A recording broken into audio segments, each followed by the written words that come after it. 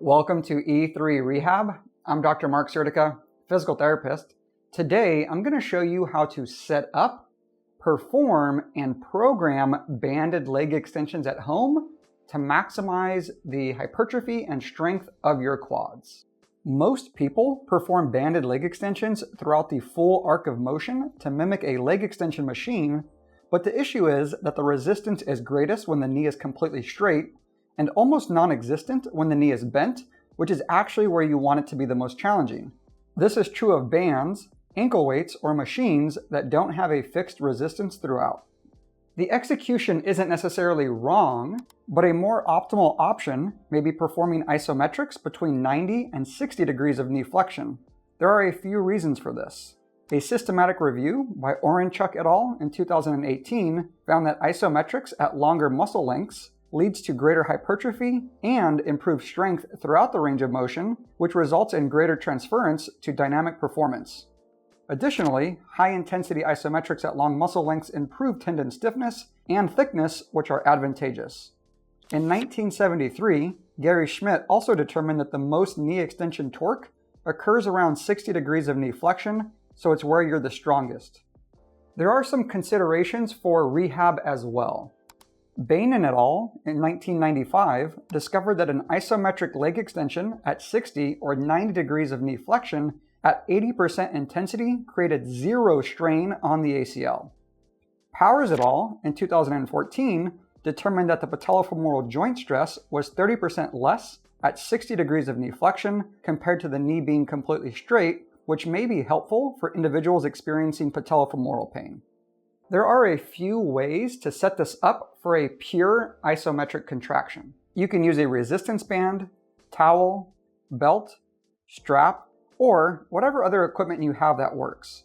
You might need to put a towel in front of your shin for comfort and under your distal thigh for better positioning.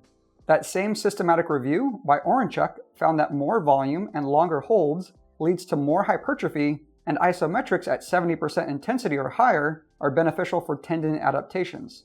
Therefore, an easy prescription is 3 to 5 sets of 30 to 45 seconds at 70% intensity or higher. You can also kind of do pseudo-isometrics with a resistance band and turn it into a myo rep set. You'll perform one set of 20 to 25 reps to burn out your quads, rest 10 to 15 seconds, perform another 5 reps, and do 3 to 4 sets of that total. All right, let's summarize. There's absolutely nothing wrong with doing banded leg extensions throughout the full range of motion, but isometrics between 90 and 60 degrees of knee flexion might lead to greater changes in hypertrophy, strength, and tendon stiffness, and may be more suitable for certain individuals with an ACL reconstruction or patellofemoral pain because there's zero strain on the ACL and patellofemoral joint stress is less. If you train legs twice per week, you can implement these 1 to 2 times per week. You can either do 3 to 5 sets of 30 to 45 second holds at 70% intensity or higher with 2-minute rest between sets. Or perform one burnout set of 20 to 25 reps and follow that by 3 to 4 sets of 5 reps with 10 to 15 second rest between sets. If you still want to work terminal knee extension, you can do banded TKEs with the same myo rep parameters, or use the normal full range of motion banded leg extensions. Lastly, if you do have access to a leg extension machine, I would just recommend going through the full range of motion.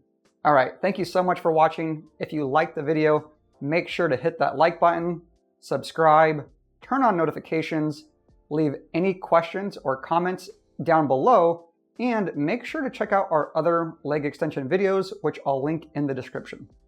Peace.